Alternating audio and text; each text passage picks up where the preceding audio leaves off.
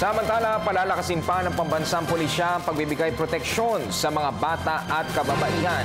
Kabilang umano sa kanilang tututukan ay ang paglaban sa human trafficking. Ang ulat mula kay Emil Carion. Itinuturing na malaking krimen ang paglabag sa karapatan ng mga kababaihan at kabataan. Kaya naman ang Philippine National Police ay nakatuon ng pansin sa pamamagitan ng WCPC o ang Women and Children's Protection Center. Ito ang ipinahayag Radyo Vision Media ng Bayan ni Chief Superintendent Rosauro Asio. All cases of trafficking in person na siya na po ngayong tinatawag natin na modern day slavery at ito po yung worry natin dahil sa dating ng 2016 kung saan ang there will be a economic interdependence among the 10 ASEAN nations in Asia.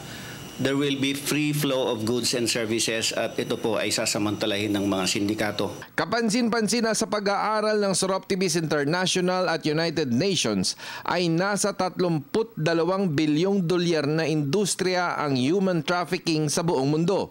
Humigit kumulang 2.5 milyong katao ang napapaloob sa sindikatong ito batay sa huling bilang. Yan po ang malaking bagay na ina-address natin ng ating mga NGOs at ng gobyerno para ipaalam sila na there are other alternatives of livelihood other than entering into a very compromising situation. Ang tala po natin ay last year we have 185 cases on trafficking. This year, 2015, we have 199. At admittedly, tumaas po ito ng 7.5%. Bakit po?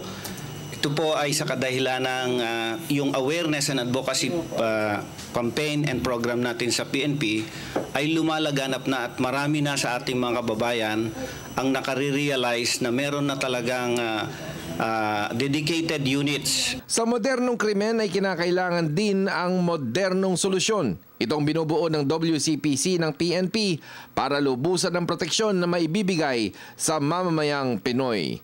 Para sa Telebisyon ng Bayan, ako si Emil Carion.